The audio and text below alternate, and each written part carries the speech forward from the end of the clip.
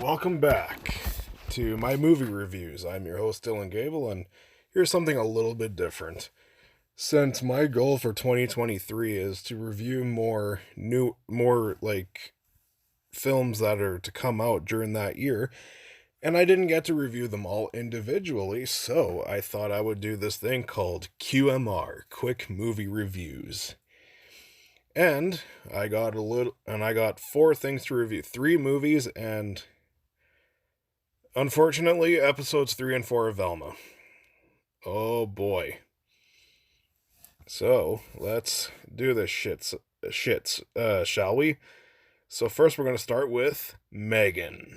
M3gan is the latest horror film from Blumhouse, and it came out on the first week of January. Isn't that something? Oh boy, you know how good this is going to turn out. Well, actually, it turned out pretty fucking great, actually. Normally, the first week of January is when the shittiest horror movies you can imagine come out. And this movie took me by surprise because this movie was pretty fucking awesome. I have to say.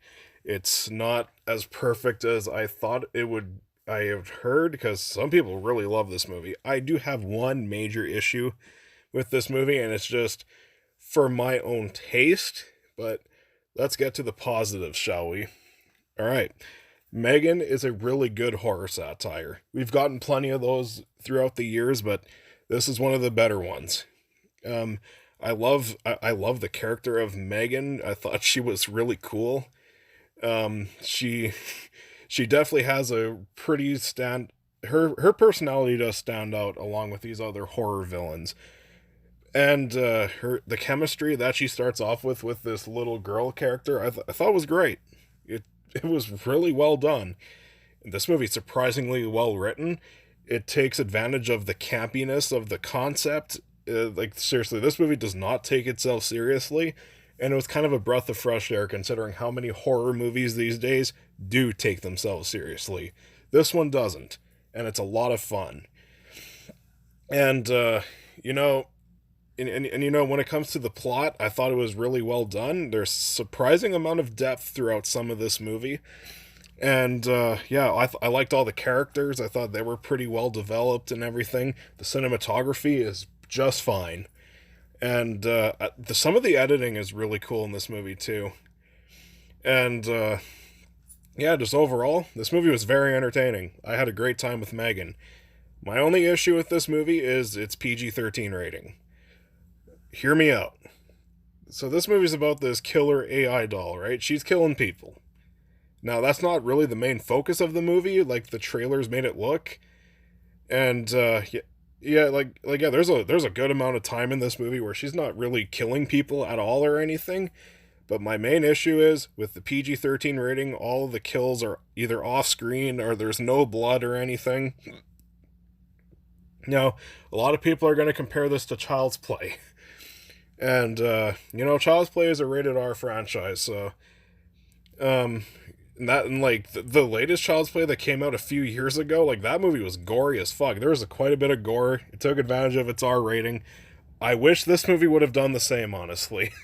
If this movie had some gore, this movie would have been even more perfect for me. I don't know, I just really like gore and all that, and, I don't know, just seeing a doll kill people and there's no blood, that's where this movie could have improved on that, you know? But other than that, M3gan was a pretty good movie. I liked it. I'm going to give M3gan an A-. Alright, so for my next review, Puss in Boots: The Last Wish. This was one of the last movies that came out in 2022, and I really wish I would have waited to do my top 10 best of the year list, because this movie would most likely have made it on the top 10. This movie was fucking phenomenal. Alright, so, yeah, it's Puss in Boots. He went through his first 8 lives, and he's down to his last.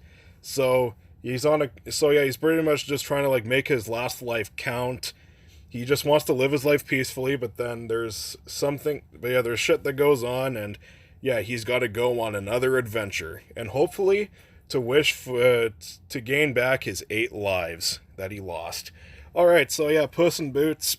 this movie was fantastic. It was funny, it was action packed. I loved all the characters. Even Shrek and Donkey make a cameo in this film. So yeah, if you're hoping for some more Shrek in the future, it's very likely. Plus, I'm pretty sure this movie has been doing pretty well at the box office, so who knows, we might get another Shrek movie. I fucking hope so. Anyways, yes, this movie was just a complete blast from start to finish.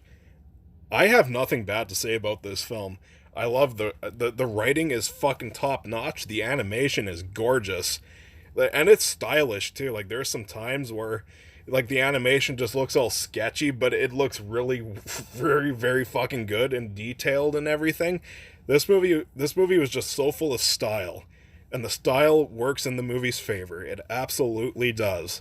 And Antonio Banderas once again is fucking phenomenal as Puss in Boots. And also, this movie had a really good villain.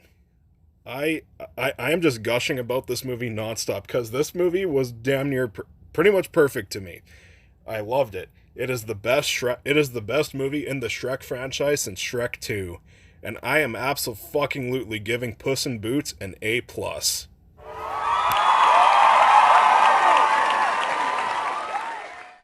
My next review is Missing, the standalone sequel to 2018's Searching.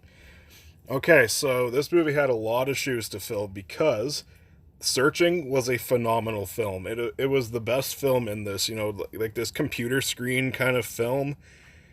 And I will say Missing is definitely a worthy sequel. Missing was a really fucking good movie.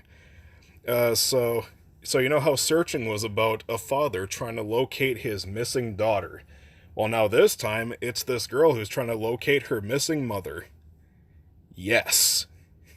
It is kind of just switched around this time. And yeah, just like Searching, this movie was a really good movie. I love the plot. I was never bored. The plot never lost me. There's so many twists and turns. It was a really good time. This movie always had my attention on where the plot was going to go. How was this going to get resolved? I just kept on asking myself, how is this going to go? And that's the sign that the movie has me hooked. And it did. This movie, yeah, this movie always had my attention. That's how good this movie is. It was a pleasant surprise. And this is another movie that came out in January. I heard the movie Plane was pretty good too. I haven't seen that yet, but who knows? So far from what I know, January has been a really fucking good month. This year is starting so well. I hope it continues on this fucking good movie streak, but we're gonna get some bad ones eventually. I mean, TV hasn't been very good. We'll get to that in a bit here. And yeah, but yeah, for movies, really solid. I hope they keep this up because yeah, Missing was a damn good movie. It's just a very twisty, compelling, very well directed and edited film, and it's amazing how they pulled this off. Just like Searching, it is a damn fucking good movie. I am absolutely giving Missing an A. Like, yeah, the only problems I had with Missing is that sometimes there are those cliches that do kind of bother me. Like, just stuff just happens out of convenience and stuff, but it didn't really take a whole lot out of the movie for me. So yeah, I highly recommend Missing. Go and see it. And now we get to the trash, episodes 3 and 4 of Velma. Okay, so episode 3, there isn't as much to talk about. It's more like episode 1. There's stuff that's really shitty about it, but not as much to talk about. It's like there's these some of the standout moments is Norville is Norville's trying to be like this therapist just like his dad, and yeah, he puts on a cardigan and then becomes a therapist for Fred and other inmates at the prison. Um yeah, and also there's this thing about episode 3 where they just really like making these like just taking jabs at therapists for some reason. And then yeah, there's Velma and Daphne getting into this feud. Like they're at this fucking tournament to see which chicks are the least vulnerable and all that. And then and then when the tournament comes, and then all of a sudden, yeah, fucking Velma reads Daphne's diary to the whole fucking school.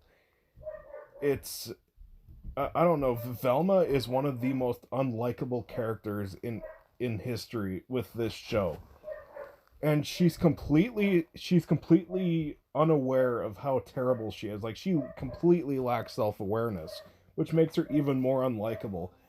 I really don't like the fact that this show has to give all of these characters a tragic backstory as a way for us to sympathize with them, even though they're written like these completely unlikable assholes.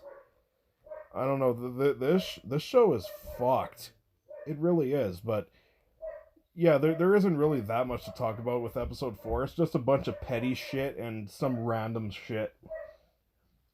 But then we get to episode 4. Episode 4 is the worst fucking episode so far. It is fucking awful. Like, yeah, this really confirmed that, yeah, this show is not going to get any better. I highly doubt it. If this show gets any better, I'm going to be shocked. Okay, so episode 4 is where so yeah, the Velma comes up, and well, not quite Velma's involved in it, but all of a sudden they come up with this fucking thing, like rank the 5 hottest girls at the high school, so they can determine which of these hot chicks are going to be killed, because all of the deaths so far in this show have all been these quote unquote hot chicks. And then all of a sudden Velma comes to their rescue, apparently, by making them ugly. The reason why episode 4 is so fucking awful is because this one is the most shameless so far in sexualizing these high school characters. I'm serious. It almost constantly sexualizes these characters. Like, you see them doing like all these very inappropriate poses as to make them look like they're modeling for like Playboy or something. Just, you don't see them naked this time like you did in episode 1, but like they're like barely clothed. They're doing all these sexual poses and shit like that. It's like, come on. Like this show is just getting really creepy. And yeah, like I get that I get this show is not for children, but Jesus Christ, like, you're making a show for adults and you're gonna sexualize high schoolers. Like, there's something wrong there. Like, this show is just creepy, very, very creepy. And again, Velma is so fucking unlikable. And I don't know. And then when it comes to like Daphne and Velma, this show is just really weird between them, because this show tries to establish this like sexual tension between them, and it's so odd. And then all of a sudden they go back to hating each other and everything. I don't know. This show is not getting any better. Velma still gets an F.